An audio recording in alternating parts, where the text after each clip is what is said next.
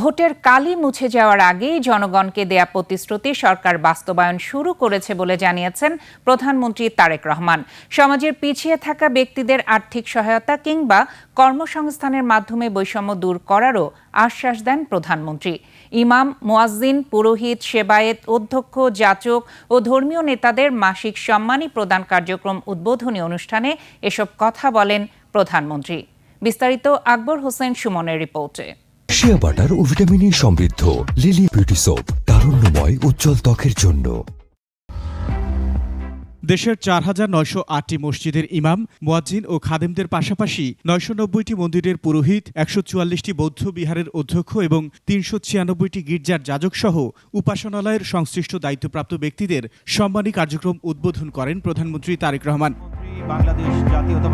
রাজধানীর ওসমানী স্মৃতি মিলনায়তনে এই আয়োজনে সম্মানী গ্রহণ করে সরকারের প্রতি কৃতজ্ঞতা জানান সুবিধাভোগীরা।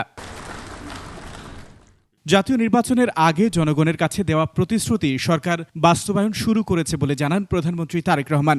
জাতীয় নির্বাচনের আগে আমরা জনগণের কাছে সেই রকমই প্রতিশ্রুতি দিয়েছিলাম। জনগণের রায়, আল্লাহর রহমতে বিএনপি সরকার গঠনের পর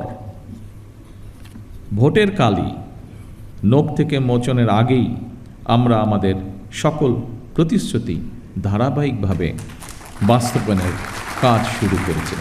অর্থনৈতিকভাবে পিছিয়ে পড়া নারীদের জন্য ফ্যামিলি কার্ডও পর্যায়ক্রমিকভাবে সারা বাংলাদেশে ৪ কোটি পরিবারের হাতে পৌঁছানোর আশ্বাস দেন প্রধানমন্ত্রী।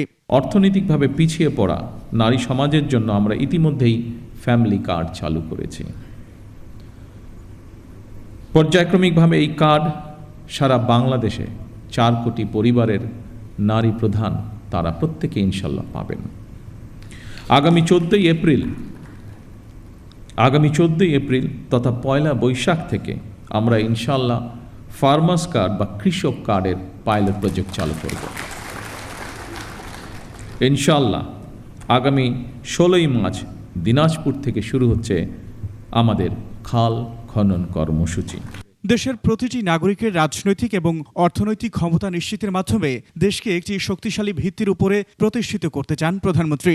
সমাজের বিভিন্ন শ্রেণী পেশার মানুষ যারা অর্থনৈতিকভাবে হয়তো বা অনেক ক্ষেত্রে পিছিয়ে রয়েছেন, তাদের জন্য একটি সম্মানী বা আর্থিক সহায়তা কিংবা কর্মসংস্থান সৃষ্টির মাধ্যমে আর্থিক বৈষম্য দূর করে আমরা সবাই মিলে একটু শান্তিতে একটু ভালোভাবে থাকব।